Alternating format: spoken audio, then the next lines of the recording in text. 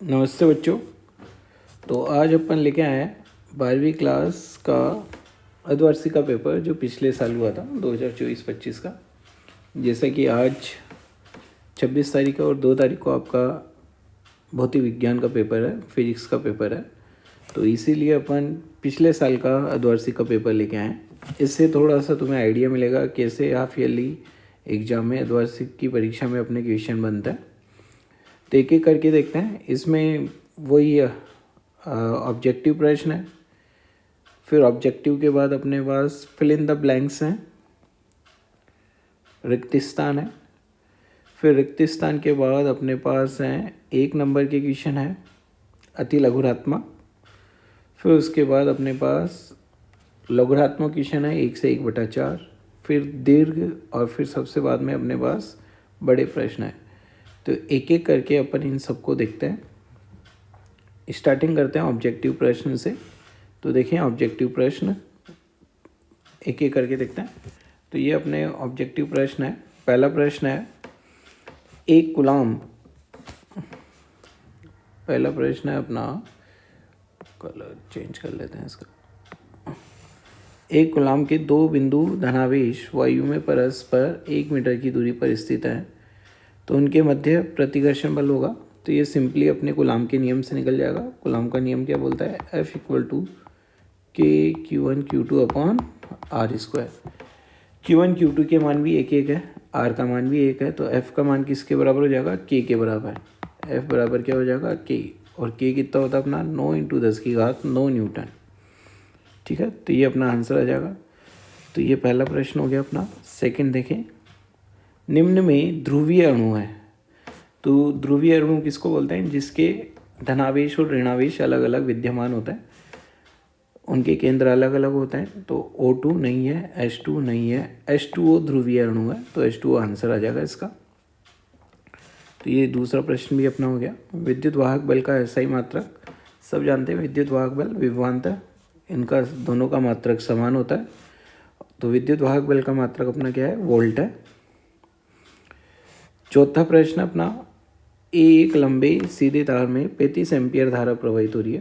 तार से 20 सेंटीमीटर की दूरी पर विद्युत क्षेत्र का परिमाण होगा। इसको अपने को सॉल्व करना पड़ेगा। तो एक बार इसको कट करके अपन सॉल्व करने की कोशिश करते हैं।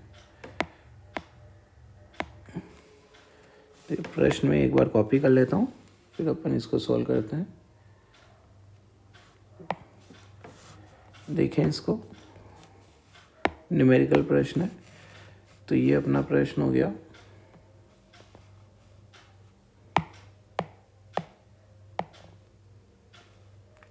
एक लंबा अपने पास क्या है? सीधा तार है, और तार से 20 सेंटीमीटर दूर स्थित किसी बिंदु पर चुंबकीय क्षेत्र का परिमाण अपने को देखना है। तो क्या फॉर्मूला लगेगा इसके अंदर? अपना फॉर्मूला लगेगा B = μ0I/2πr। वैल्यू रखते जाओ। 4π × 10⁻⁷। आई की वैल्यू कितनी दी हुई है? 35 एम्पियर दी हुई है। 2π है ही, और त्रिज्या कितनी दे रखी है? 20 सेंटीमीटर। तो 20 सेंटीमीटर को 0.2 लिख सकते हैं अपन। 2π से ये गया, 0.2 से ये 10 बार चल जाएगा, तो 350 × 10⁻⁷। तो क्या हो जाएगा? 3.5 × 10⁻⁵ अपना आंसर आ जाएगा। तो इसका ऑप्शन अपना हो जाएगा 3.5 × 10⁻⁵ टेस्ला। ठीक है, चलो अगले प्रश्न में बढ़ते हैं। तो ये तीसरा हो गया था अपना। चौथे का भी आंसर आ गया 3.5 × 10⁻⁷ टेस्ला। अगला सिंपल प्रश्न है। विद्युत शक्ति का सूत्र है। विद्युत शक्ति का सूत्र सबको आता है, आपको I²R से आ जाएगा आंसर। छठा, एक संपूर्ण चक्र में प्रत्यावर्ती धारा का औसत मान है। तो ये अपने कौन से 7वें चैप्टर का प्रश्न है। तो प्रत्यावर्ती धारा का एक संपूर्ण चक्र में औसत मान क्या होता है? 0, क्योंकि ये धनात्मक और ऋणात्मक दोनों जाता है। ये अपने 8वें चैप्टर का प्रश्न है। C बराबर कितना होता है अपना? 1/√μ0ε0। और C कितना है? निर्वात में प्रकाश का वेग। तो सही आंसर हो जाएगा। यदि वायु के सापेक्ष कांच का पूर्णांक 3/2 है, तो n glass upon an air कितना दे रखा है अपने को 3/2। तो इसका उल्टा पूछा है, कांच के सापेक्ष वायु का अपवर्तनांक, तो वायु ऊपर आ जाएगा तो 2/3 आंसर आ जाएगा। तो ये 8वां प्रश्न में अपना हो गया है। अगला देखेंगे 90 पे चलते हैं।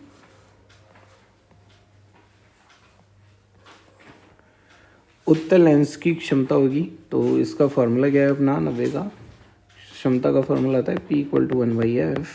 एफ कितना है 0.4 मीटर में रखेंगे तो 2.5 डायोप्टर आ जाएगा। फ्रिंज चौड़ाई का सूत्र अपने 10वें चैप्टर में है, क्या फॉर्मूला है सीधा λD upon small D. Photon की ऊर्जा का सूत्र ये सबको आपको पता है, बिल्कुल सिंपल प्रश्न है, Hc अपॉन लैम्बडा। सीजियम धातु का निरोधी विभव अपने को V0 दे रखा है और के मैक्स कितना होता है अपना EV0, के मैक्स होता है EV0। तो आंसर कितना हो जाएगा 0.34 इलेक्ट्रॉन वोल्ट। तो 12वीं का आंसर आ जाएगा अपना। संगत प्राचल के न्यूनतम मान के लिए, संगत प्राचल यानी कि नाभिक से जो दूरी होती है उसको ये अपन क्या बोलते हैं, अल्फा कण की नाभिक से प्रारंभिक दूरी को अपन संगत प्राचल बोलते हैं।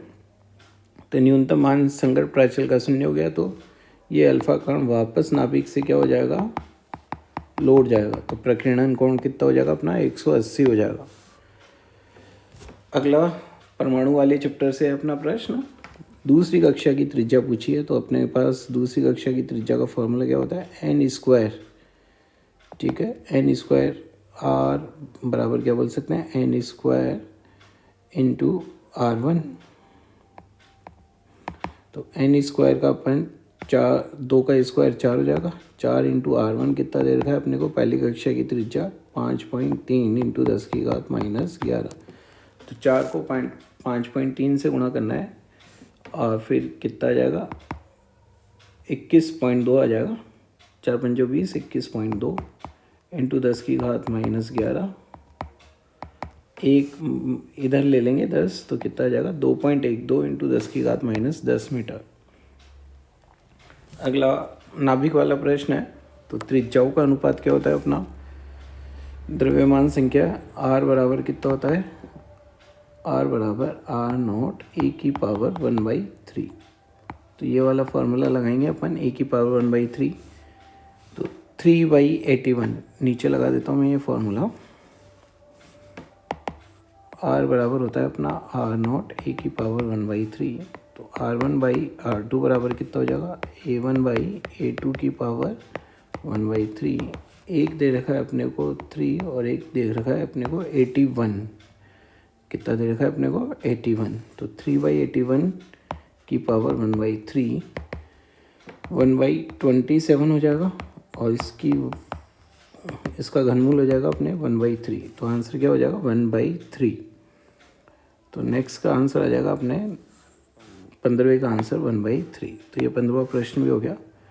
दाता अशुद्धि जो इलेक्ट्रॉन दान करती है, 15वें ग्रुप या पंच संयोजी अशुद्धि कौन सी है, एल्युमिनियम, आर्सेनिक, बोरॉन, इंडियम में आर्सेनिक, ठीक है।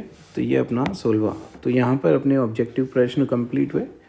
अब रिक्त स्थान अपन देखना है, यहाँ पे देखें एक एक करके। समरूप बाह्य विद्युत क्षेत्र में विद्युत द्विध्रुव पर कार्यरत बलाघूर्ण की दिशा, विद्युत क्षेत्र और विद्युत द्विध्रुव आघूर्ण दोनों के बलाघूर्ण की दिशा लंबवत होगी, दोनों की विद्युत क्षेत्र और विद्युत द्विध्रुव आघूर्ण दोनों की क्या होगी, लंबवत होगी। यहाँ पर अपन फॉर्मूला भी लिख सकते हैं, बलाघूर्ण का फॉर्मूला क्या होता है, द्विध्रुव पर P vector cross E vector. तो P के और E के दोनों को क्या होती है, लंबवत होती है। ताप बढ़ाने पर चालक की प्रतिरोधकता का मान, प्रतिरोधकता बढ़ती है, ताप बढ़ाने पर चालक की प्रतिरोधकता क्या होती है, बढ़ती है।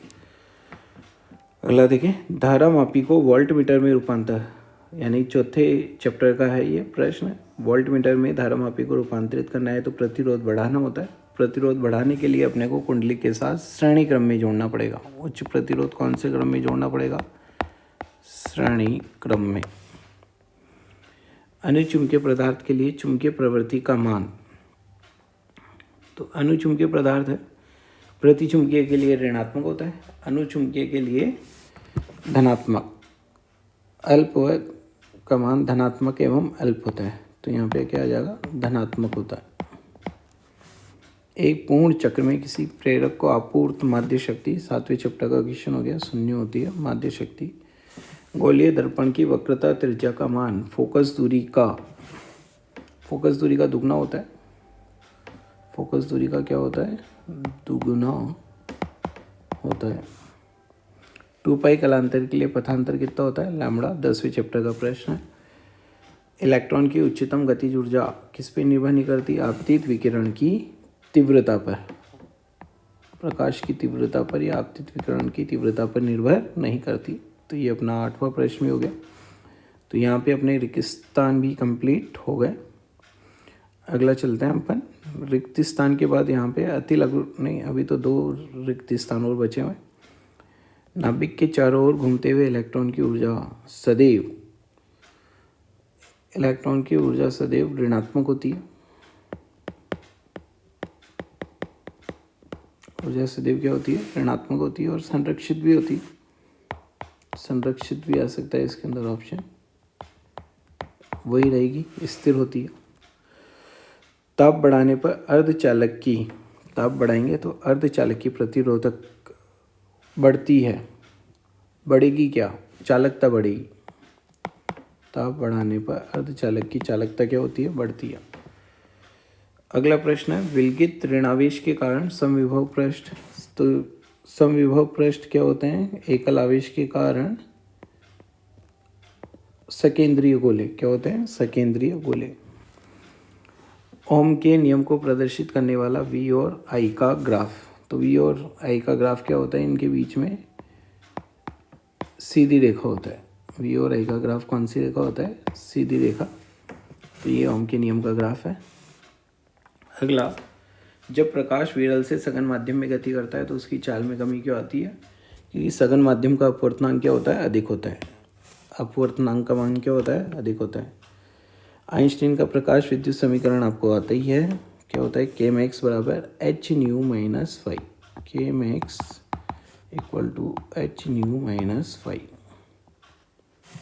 अगला है हाइड्रोजन की परमाणु की निम्नतम अवस्था में कुल ऊर्जा। तो गतिज ऊर्जा कुल ऊर्जा की क्या होती है, धनात्मक मान। तो कितना माना जाएगा, प्लस 13.6 इलेक्ट्रॉन वोल्ट। द्रव्यमान क्षति को परिभाषित कीजिए। तो ये नाभिक वाला प्रश्न है। तो नाभिक का वास्तविक द्रव्यमान क्या होता है, कम होता है। किससे, उसके जो अवयव होते हैं जैसे प्रोटॉन और न्यूट्रॉन। तो अपन क्या बोल सकते हैं, नाभिक के जो अवयवी हैं प्रोटॉन और न्यूट्रॉनों का द्रव्यमान और उसके वास्तविक द्रव्यमान में जो अंतर होता है वही क्या कहलाता है, द्रव्यमान क्षति। और यहाँ पे अपन फॉर्मूला भी लिख सकते हैं, डेल्टा एम बराबर क्या हो जाएगा, जेड एम पी सभी प्रोटॉनों का द्रव्यमान, फिर ए माइनस जेड एम एन सभी न्यूट्रॉनों का द्रव्यमान। और इसमें से अपन नाभिक के द्रव्यमान को क्या कर दें, माइनस कर दें। किसके द्रव्यमान को, वास्तविक द्रव्यमान को माइनस कर देंगे तो द्रव्यमान क्षति अपने को मिल जाएगी। चुंबकत्व के लिए गाउस का नियम बिल्कुल ही सिंपल है। चुंबकत्व के लिए गाउस का नियम क्या है, किसी बंद पृष्ठ से निर्गत चुंबकीय फ्लक्स का मान क्या होता है, शून्य होता है। किसी भी बंद पृष्ठ से निर्गत चुंबकीय फ्लक्स का मान क्या होता है, शून्य होता है। अब फार्मूला लिखना चाहे तो आप लिख सकते हैं B vector dot D S equal to 0। Faraday का विद्युत चुंबकीय प्रेरण का नियम। फेराडे का विद्युत चुंबकीय प्रेरण का नियम आपको आता ही है कि जब किसी कुंडली से संबद्ध चुंबकीय फ्लक्स में परिवर्तन होगा तो कुंडली में प्रेरित विद्युत वाहक बल और प्रेरित धारा उत्पन्न होती है। और इस प्रेरित विद्युत वाहक बल का मान क्या होता है, प्रेरित विद्युत वाहक बल का मान होता है चुंबकीय फ्लक्स में परिवर्तन की दर के बराबर। ठीक है, तो ये अपने अति लघुरात्मक प्रश्न भी हो गए। अब अपन देख रहे हैं चौथा प्रश्न, एक समांतर। तो यहाँ पे आपको डेरिवेशन करनी है। समांतर प्लेट संधारित्र की धारिता, जो डेरिवेशन कितनी होती है, C बराबर epsilon not A upon D। ये पांचवा अपने वापस प्रश्न वो आ गया जो तीसरे चैप्टर में पढ़ा हुआ है। तो इसमें तुल्य प्रतिरोध का मान आता है अपने 5/6 ओम। तुल्य प्रतिरोध अपने कितना आता है इसके अंदर 5/6 ओम आ जाता है तुल्य प्रतिरोध आर इक्विवेलेंट। छठा, किसी बाह्य चुंबकीय क्षेत्र में स्थित प्रति चुंबकीय पदार्थ अनुचुंबकीय पदार्थ के लिए चुंबकीय क्षेत्र रेखाएं खींचिए। तो प्रति चुंबकीय पदार्थ में तो चुंबकीय क्षेत्र रेखाएं थोड़ी बाहर रहती है, ये तो अपन ने प्रति चुंबकीय के लिए बनाया, और अनुचुंबकीय पदार्थ में क्षेत्र रेखाएं थोड़ी अंदर की ओर संकेंद्रित हो जाती है। तो ऐसा इसका क्या बन जाएगा, चित्र बन जाएगा। कमला एक साइकिल के पेडल को घुमाती है, पेडल का संबंध इससे है। तो अधिकतम वोल्टा का मान, तो ये अपने आ गया वापस से छठे चैप्टर का, तो कितना होता है E0 बराबर होता है NBA ओमेगा, ये सूत्र होता है इसका। N का मान दे रखा है अपने को 100, B का मान दे रखा है 0.01, A का मान दे रखा है 0.1 और ओमेगा होता है अपना 2πf। F का मान दे रखा है अपने को 1/2। तो ये फॉर्मूला आ गया। तो यहाँ से अपन सॉल्व करेंगे तो अपने पास आंसर क्या आ जाएगा इसका, π/10 आंसर आ जाएगा, π/10 वोल्ट। अगला 8वां प्रश्न, सीधी डेरिवेशन करनी है 8वें में भी अपने को।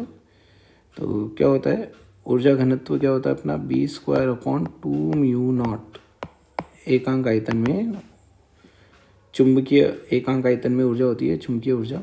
अब इसको आयतन से गुणा कर दो A×L, तो ये आंसर आ जाएगा इसका। 9वां, मांसपेशियों के खिंचाव को दूर करने में सहायक है विद्युत। चैप्टर 8 का प्रश्न आ गया, मांसपेशियों के खिंचाव, तो कौन सी रेज होती है अपनी, अवरक्त किरणें। कौन सी किरणें, इंफ्रारेड अवरक्त। जल शोधन में अपने कौन सी रेज काम आती है, यूवी रेज। कौन सी रेज काम आती है, यूवी रेज, पराबैंगनी। छोटी दूरबीन का अभिदृश्यक और इसकी क्षमताएं दे रखी है अपने को, तो अपने को क्या बताना है, पावर। तो अपने को क्या पता है, FO/FE, ये अपना सूत्र है। अब अपने को नेत्र की इनकी क्षमताएं दे रखी है, तो उल्टा दे रखा है अपने को।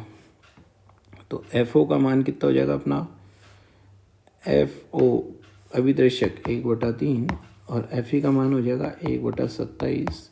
तो आंसर कितना आ जाएगा, 9 आंसर आ जाएगा इसका। प्रकाश के विवर्तन को अवरोधक के किनारों से प्रकाश का मुड़ जाना और उसकी ज्यामितीय छाया में, ठीक है, अवरोधक के किनारों से प्रकाश का मुड़ जाना और ज्यामितीय छाया में फैल जाना क्या कहलाया जाता है, प्रकाश का विवर्तन कहलाता है। तो ये प्रश्न भी हो गया अपना। अगला चलते हैं 12वां प्रश्न, व्यतिकरण करने वाले दो तरंगों के आयामों का अनुपात, तीव्रता का अनुपात बताना है अपने को। तो तीव्रता क्या होती है, Imax/Iminimum A1 + A2 का whole square upon A1 - A2 का होल स्क्वायर। 4 + 3 का होल स्क्वायर अपॉन 4 - 3 का होल स्क्वायर। तो कितना आंसर आ जाएगा इसका अपना, 49:1। ये आंसर आ जाएगा इसका। अगला देखें, कार्यफलन दे रखा है अपने को, पोटेशियम और प्लेटिनम की दहली आवृत्ति का अनुपात बताना है। तो कार्यफलन क्या होता है अपना, phi = hν। तो ये सीधा दोनों का अनुपात ही लेना है अपने को, phi1/phi2, phi1/phi2। लेकिन उन्होंने उल्टा पूछा है, पोटेशियम तथा प्लेटिनम की दहली। तो पहले पोटेशियम को लेना है फिर प्लेटिनम को लेना है, क्योंकि उल्टा अनुपात पूछा है, पहले पोटेशियम है फिर प्लेटिनम है। तो 2.5/7.5, तो आंसर कितना आ जाएगा, 1/3 आंसर आ जाएगा। बोर की दो सीमाएं लिख सकते हैं अपन। बोर के मॉडल ने कौन सी कक्षाएं मानी थी, वृत्ताकार, और वास्तव में ये कौन सी होती है, दीर्घवृत्ताकार कक्षाएं होती है।